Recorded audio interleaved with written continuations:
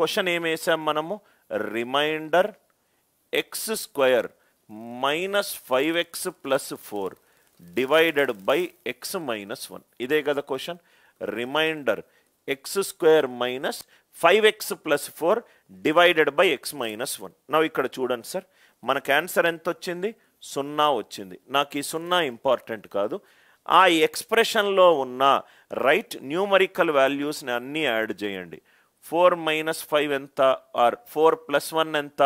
5. 5 minus 5 ఎంత? 0. 5 minus 5 ఎంత? 0. అంటే ఎక్స్లు కాకుండా దానికి ముందు ఉన్న కొయిఫిషియంట్లను రైట్, దాన్ని తెలుగులో ఏమంటారో చెప్పండి. Right, 4 plus 1 5. 5 మైనస్ 5 ఎంత? 0. రైట్, ఆ సమ్ము గనక 0 అయిందనుకో ఎక్స్ మైనస్ 1 అనేది దీనికి కారణాంకం అవుతుంది. ఎక్స్ మైనస్ 1 అనేది రైట్ కారణాంకం అవుతుంది. ఎప్పుడవుతుంది కారణాంకము? రైట్, ఆ కొయిఫిషియంట్స్ యొక్క సమ్ము ప్లస్ 4. ఇక్కడ 4 ఉంది. ఎక్స్కు ముందు ఏమున్నాయో వాటన్నిటినీ యాడ్ చేసుకుంటూ వెళ్ళండి. ఎక్స్ స్క్వేర్కి ముందేముంది? 1. ఎక్స్కు ముందేముంది? మైనస్ 5. ఇదేమో కాన్స్టెంట్ ప్లస్ 4. 4 ప్లస్ 1 5. 5 మైనస్ 5 ఎంత? 0. అది గనక సమ్ 0 వచ్చిందనుకో డినామినేటర్ అనేది న్యూమరేటర్కి కారణాంకము అవుతుంది. న్యూమరేటర్కి కారణాంకం అవుతుంది. Are you all right? గుణకాలు. సో ఇది గుణకాలు. 4 ప్లస్ 1 5. 5 మైనస్ 5 0. రెండో ఎగ్జాంపుల్ చాలా జాగ్రత్తగా వినండి sir. 7x cube minus 3x square minus 3x minus 1 divided by x minus 1. ఏమీ చేయాల్సిన అవసరం లేదు. గుణకాలను రైట్ యాడ్ చేసుకుంటూ వెళ్ళండి. Right, -3 -3 -3 -1 plus 3. 7 మైనస్ 3 ఎంత? 4. 4 మైనస్ 3 ఎంత? 1. 1 మైనస్ 1 శేషం ఎంత? 0. Are you all with me? Right, sum of the coefficients గుణకాలను యాడ్ చేసుకుంటే కూడిన తర్వాత మొత్తం గనక 0 వస్తే డినామినేటర్ అనేది న్యూమరేటర్కి కారణాంకం అవుతుంది. ఇంకో example, X cube minus 5x square plus 4 divided by x minus 1. గుణకాలను కూడిన తర్వాత వచ్చిన వాల్యూ కనుక 0 కనుక అవుతే ఆ డినామినేటర్ అనేది న్యూమరేటర్కి కారణాంకం అవుతుంది. అంటే రిమైండర్ 0 ఉంటుంది. ఎక్స్ బదులు 1 పెట్టుకోండి. 1 ప్లస్ 4 5. 5 మైనస్ 5 ఎంత? 0. ఈ ఫస్ట్ ఎగ్జాంపుల్ అందరికీ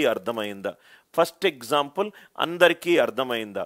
అంటే గుణకాలను కూడడము, సమ్ ఆఫ్ ది కొయిఫిషియన్స్ 0 గనక అవుతే రైట్, 0 గనక అవుతే అంటే గుణకమే కదా సార్, గుణకాలను కూడడము. రైట్, గుణకాలని కూడడము. గుణకాలను కూడితే రైట్ 0 గనక వస్తే డినామినేటర్ అనేది న్యూమరేటర్కి కారణాంకం అవుతుంది. ఈ ఫస్ట్ కాన్సెప్ట్ అందరికీ క్లియర్గా సార్? చాలా ఇంపార్టెంట్ కాన్సెప్ట్. మనం కొంచెం లెవెల్ ఆఫ్ డిఫికల్టీ పెంచేటప్పుడు ఇంకా బాగా దీని యొక్క యూటిలిటీ ఉంటుంది. నవ్వు ఇక్కడ చూడండి సార్, ఇంకో example, remainder 1 x square plus 4x plus 3 divided by x plus 1. Remainder 1 x square plus 4x plus 3 divided by x plus 1. X square, right, x square plus 4x plus 3 divided by x plus 1. Now ikkada chudandi sir, now ikkada chudandi, x బదులు -1 పెట్టుకుంటా. -1 square plus 4 into -1 plus 3. 3 plus 1 4. 4 minus 4 ఎంత? శేషం 0. 4 minus 4 శేషం ఎంత? 0. ఇక్కడ వరకు ఇది అందరికీ తెలుసు. నవ్వు ఇక్కడ చూడండి సార్, గుణకాల్లో మనము సరి పవర్స్ యొక్క గుణకాలను కూడదాం. సరి పవర్స్ బేసి పవర్స్ చూద్దాం ఏమవుతుందో.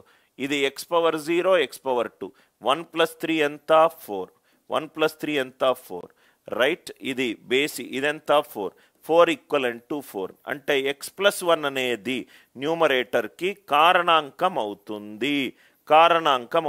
చాలా ఇంపార్టెంట్ పాయింట్ సార్. గుణకాల మొత్తాన్ని కూడితే సమ్ము గనక 0 వచ్చిందనుకోండి x-1 అనేది కారణాంకం అవుతుంది. x+1 అనేది కారణాంకం ఎప్పుడవుతుంది సార్? x+1 అనేది కారణాంకము ఎప్పుడవుతుంది?